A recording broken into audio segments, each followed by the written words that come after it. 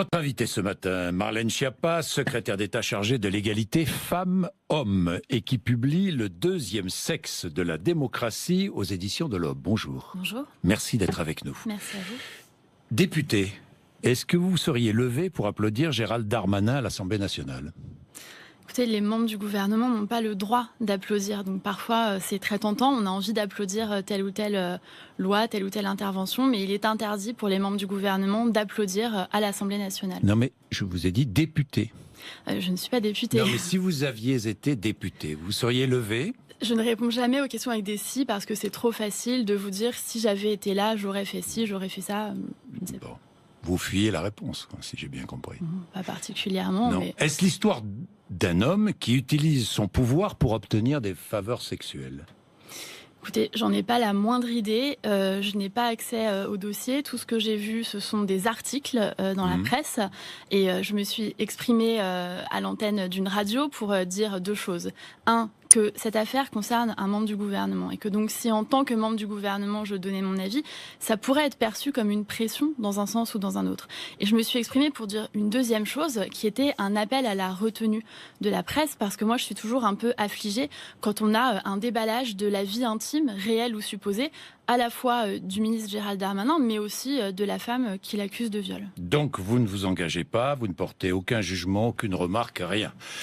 Bien. J'attends que la justice fasse son travail. Vous parlez de retenue. Je parle de retenue de la presse. Est-ce que vous avez fait preuve de retenue dans l'affaire Jonathan Daval ?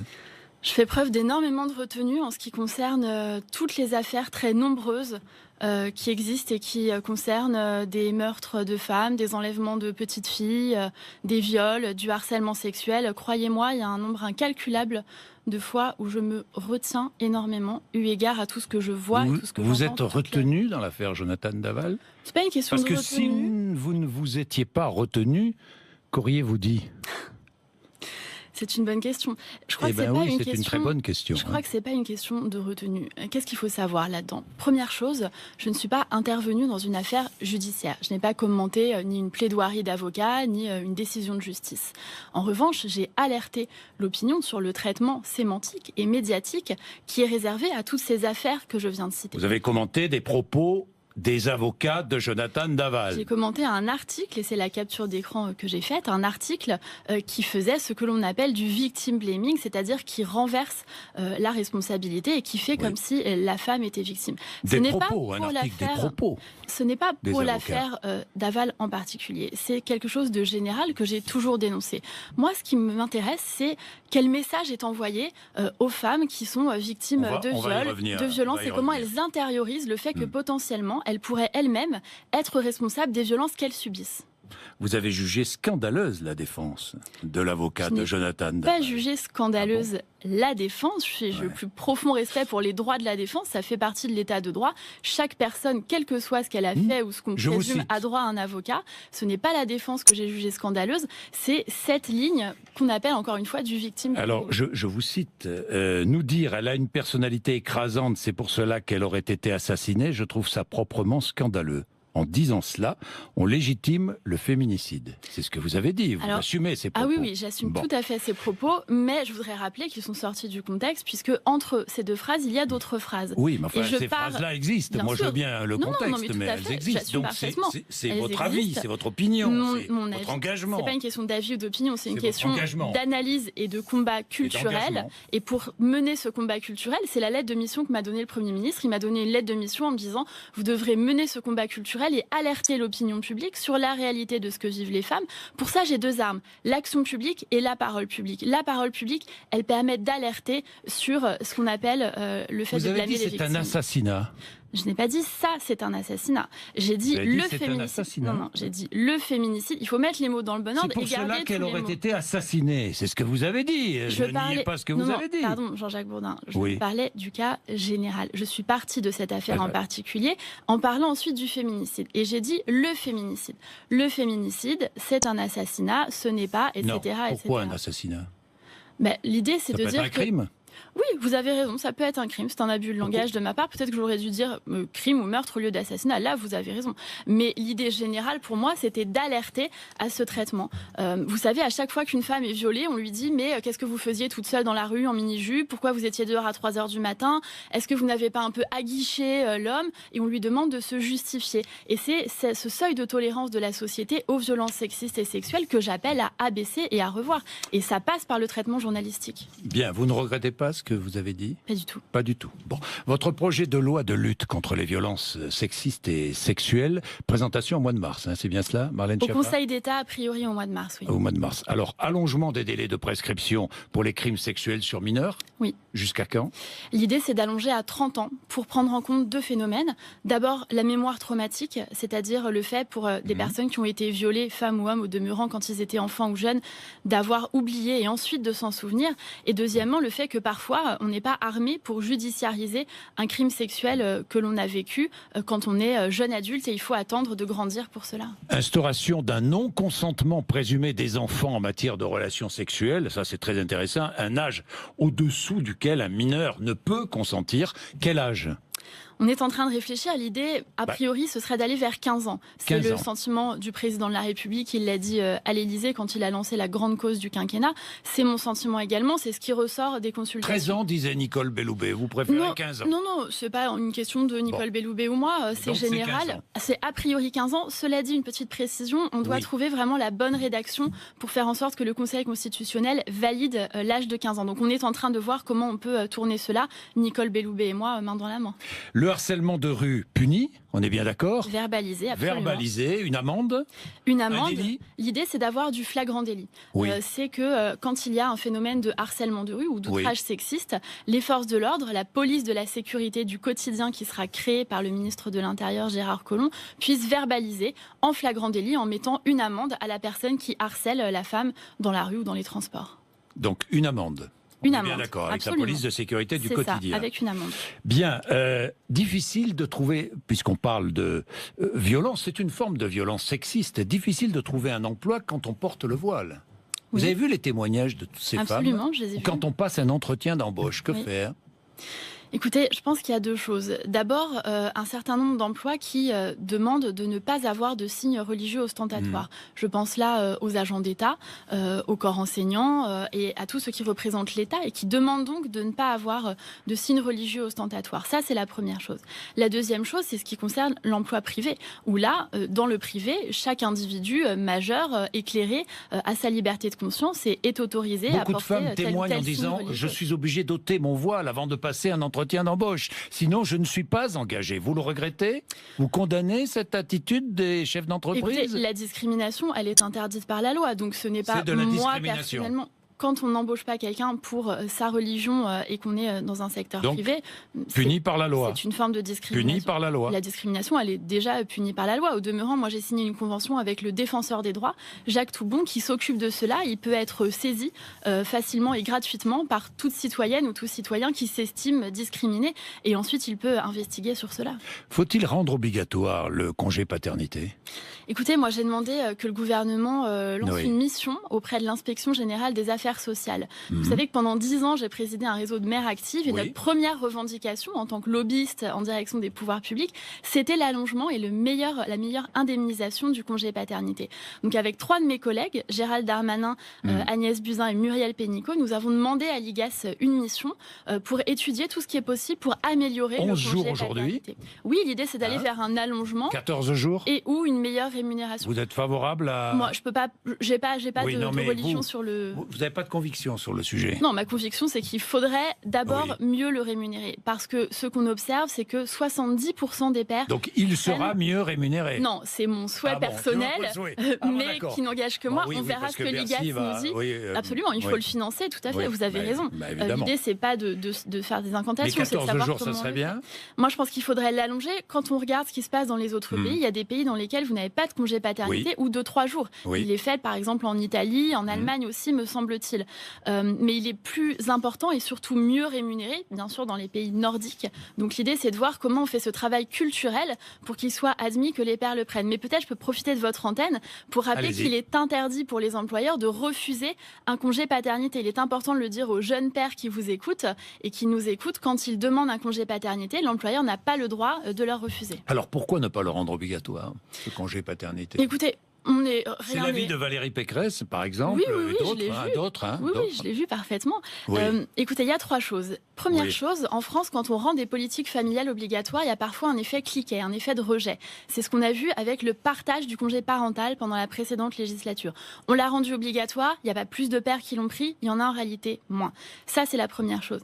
La deuxième chose, c'est comment on fait en sorte que la politique soit effective. Le président de la République nous dit souvent, la politique, ce qui est intéressant, c'est l'exécution. Comment on l'exécute? Si on rend le congé paternité obligatoire, comment on l'exécute? Comment on fait pour obliger les pères qui ne veulent pas à le prendre? Et la troisième chose, c'est vraiment ce combat culturel. Et je crois que là encore, il est important vraiment de rappeler aux pères qu'ils ont des droits et de voir comment on peut mieux les rémunérer et éventuellement allonger ce congé paternité. Ce matin sur RMC, nous diffusons des reportages sur la non-mixité. Vous avez vu ça, évidemment, en Inde, en Grande-Bretagne, en Nouvelle-Zélande, des compagnies de taxis réservées aux femmes, des voitures dans les trains en Thaïlande réservées aux femmes, un festival de musique pour femmes en Suède, des métros ou des bus de filles au Japon. Serions-nous revenus au 19e siècle? Vous êtes favorable au développement de la non-mixité, sincèrement? Écoutez, je suis assez ambivalente parce que... d'un côté, je comprends complètement le désir de ces femmes qui s'exprimaient sur votre antenne ce matin d'être en sécurité, de se sentir libres de leurs mouvements sans être importunées ou harcelées ou d'autres choses. Je rappelle que 8 femmes sur 10 ont peur de sortir toutes seules le soir. Donc cela, je le comprends complètement. Mais ce qui m'interroge, c'est quel modèle de société voulons-nous? Moi, je crois profondément à la mixité et je crois profondément au fait que femmes et hommes, filles et garçons peuvent se mélanger dans le respect. Donc, je suis assez ambivalente, je comprends l'idée, mais notre modèle de société, pour moi, ça ne doit pas être la séparation des deux sexes, chacun de leur côté. Il faut maintenir une mixité. J'en suis persuadée, et je pense qu'il faut la garder. Salle de sport, transport en commun, enfin, etc., etc. Vous êtes contre. Transport en commun, je suis plutôt pas favorable à dire qu'il y aurait... D'abord, je trouve que ça nous interroge sur le rapport à l'homme et la représentation de l'homme. Une minorité d'hommes sont des violeurs et des agresseurs sexuels. Ils doivent être punis extraordinairement, sévèrement et avec exemplarité. L'immense majorité des hommes, heureusement, ne sont pas des violeurs et ne sont pas des agresseurs sexuels et doivent pouvoir aller en salle de sport et dans les transports avec les femmes et n'ont pas du tout envie de les harceler sexuellement. La question, c'est comment on fait pour que les femmes se sentent en sécurité et ne se sentent pas susceptibles d'être harcelées, intimidées, etc. C'est à ça que le gouvernement travaille, notamment la verbalisation du harcèlement de rue va mettre fin à une forme d'impunité à cet égard et va être utile, je le crois. Bien, la force de mon engagement est liée à la maternité. C'est ce que vous dites. J'ai vu l'article dans Le Monde qui était vraiment sur vous, qui était vraiment très très intéressant. Vous dites aussi, le seul fait de naître fille fait s'abattre sur la tête d'un enfant une tonne d'injustice. Oui. C'est vrai, aujourd'hui, c'est dramatique d'avoir une fille, de faire naître une fille. Je suis très heureuse d'avoir deux filles qui nous regardent avant d'aller à l'école. Non, je suis absolument comblée d'avoir la chance d'avoir deux filles. C'est pas le sujet. Le sujet, c'est justement comment je fais pour que ces deux filles, parce qu'elles sont des filles et pas des garçons, ne subissent pas les injustices et les inégalités. Il suffit de prendre quelques chiffres et c'est terrible de se dire que quand un enfant naît fille et ne naît pas garçon, ça veut dire que statistiquement, elle sera moins bien payée à poste égal, qu'elle fera plus de tâches ménagères, puisque l'INED nous dit que 72% des tâches ménagères sont faites par les femmes et pas par les hommes dans les couples hétérosexuels, qu'elle aura plus de probabilité d'être violée, d'être harcelée sexuellement, etc. Alors ce que j'ai aimé dans cette interview, c'est que vous défendez l'égalité femmes-hommes, mais en même temps vous avez joué avec des poupées quand vous étiez enfant, et avec des Barbies. J'ai joué à la Barbie. Donc les jouets sexués, c'est pas dramatique. Mais j'ai jamais dit que c'était dramatique. Bon, les jouets mais parce que... Je dis dans cette interview que j'ai joué à la Barbie, que j'ai joué aussi aux voitures, au demeurant. Non, c'est vrai, c'est vrai. Ce qui est dramatique, c'est ne pas avoir le choix. C'est dire que vous êtes assigné à jouer à ça ou à ça. Mais avoir le choix et choisir la Barbie, ça n'a rien de dramatique. J'ai beaucoup aimé le rapport avec votre père, notamment, universitaire, historien. Il parle d'oppresseurs et oppressés. Vous êtes oppresseur? Vous êtes dans le monde des oppresseurs, vous, Marlène Schiappa? C'est pas dans un gouvernement d'Emmanuel Macron? On m'a interrogé de nombreuses fois. Mon père, en l'occurrence, a un engagement politique qui est le sien. Je n'ai pas le même engagement politique. Je n'ai pas la même lecture, notamment notamment sur le développement Lui, c'est économique. lui et vous, c'est vous. Absolument. Absolument, oui. Il a voté pour Emmanuel Macron, votre père? Je ne pense pas qu'il ait voté pour Emmanuel Macron, mais encore une fois, nous sommes dans un pays libre, je suis adulte et émancipée, je ne suis pas tenue de voter comme mon père, Dieu merci. Ça, c'est sûr. Vous portez la Corse autour du cou. Oui. Vous aimez la Corse? J'adore la Corse, je suis à moitié corse. Est-ce que le peuple corse existe? Moi, je crois que le peuple français existe. Après, je comprends que par facilité de langage, peut-être, on s'attache à parler du peuple bourguignon, du peuple breton, du peuple corse pour marquer une forme d'attachement affectif. Mais moi, je crois à la République avant tout. La Corse, mention spécifique dans la Constitution, vous y êtes favorable ou pas? Écoutez, là, j'ai pas à y être favorable. C'est un sujet extrêmement délicat sur lequel il y aura une d'accord, position. vous avez un avis quand même. Le sujet, c'est pas mon avis personnel. Comment? C'est pas votre avis. Non. Mais pourquoi vous n'avez jamais d'avis? Alors, d'abord, avant, vous me reprochez d'avoir trop d'avis, maintenant d'avoir jamais d'avis. Non, mais sur Jean-Jacques les questions qui fâchent, vous n'avez jamais d'avis. Non, pourquoi? pas du tout. Non, c'est que assumez votre différence, alors, justement. Monsieur Bourdin, pardon, mais je crois que s'il y a bien quelque chose qu'on ne peut pas me reprocher, c'est bien de ne pas assumer d'avoir des avis. Je suis très content, alors allez-y. Mais là, vous ne m'avez pas invité en tant que citoyenne corse, ou française, ou qui passe par là. Vous m'avez invité en tant que secrétaire d'État, donc en tant que membre du gouvernement. Vous comprendrez qu'à la veille du déplacement du président de la République en Corse, que vous allez accompagner, bien sûr, avec lequel je me déplacerai, c'est au président de la République. Donc aucun avis sur le rapprochement des prisonniers corses qui sont actuellement sur le continent? Moi, je crois que de façon générale, il y a une question autour des prisons. Et la garde des Sceaux la prend très à cœur et très au sérieux. Et elle mène un travail vraiment que je crois qu'il faut saluer avec un grand courage. D'accord, mais le rapprochement, non, vous n'avez pas d'avis. Non, si, mon avis, c'est que de façon générale, il faut faire en sorte que les personnes qui soient emprisonnées puissent avoir un accès à leur famille plus Donc les rapprocher, facilement. Ce qui serait humainement... Je crois qu'il y a du cas par cas qui est prévu. Et là, c'est la garde des Sceaux, vraiment, c'est sa prérogative. C'est du cas par cas qui est prévu? Écoutez, il me semble que c'est à l'étude. Nicole Belloubet s'est exprimée. Elle s'exprimera de nouveau. Le président de la République s'exprimera demain. Je crois que c'est pas à moi de gérer la question des prisons. Non, c'est pas la question des prisons, c'est la question des prisonniers, ce qui n'est pas tout à fait pareil. Hein. C'est une question qui les prisonniers sont des dans prisonniers des prisons. corses. Bien sûr, des prisonniers corses. Vous parlez le corse d'ailleurs? Très mal, je sais dire kitsch et dope, ou ça veut dire qu'est-ce qu'il y a après, parce que ce que mon grand-père disait quand il voulait un dessert. Vous voulez savoir ce qu'il y a après? Volontiers, dites-moi. Tiens, si je vous parlais des djihadistes, des femmes djihadistes. Allons-y. Qu'en pensez-vous? 3 Françaises djihadistes qui ont été arrêtées en Irak. Oui, si ces Françaises, elles risquent la peine de mort. Oui. Si ces Françaises sont condamnées à mort, la France devra-t-elle intervenir? Écoutez, c'est un sujet qui est... Vous n'avez pas d'avis sur la question? Non, je vais vous répondre. C'est un sujet qui est... D'abord, peut-être une parenthèse, moi je veux bien avoir des avis sur tous les sujets qui sont ma prérogative. Là, c'est pas ma prérogative. Mais je vais vous donner quand même ma réponse. Sur les femmes djihadistes, c'est un sujet extrêmement délicat. Il y a plusieurs questions là-dedans. Là, la question, c'est est-ce qu'on traite les femmes djihadistes différemment des hommes djihadistes ? Moi, je ne le crois pas. Je ne crois pas que ce soit nécessaire. Je pense qu'il ne faut pas de traitement indifférencié. C'est aussi cela, l'égalité femmes-hommes.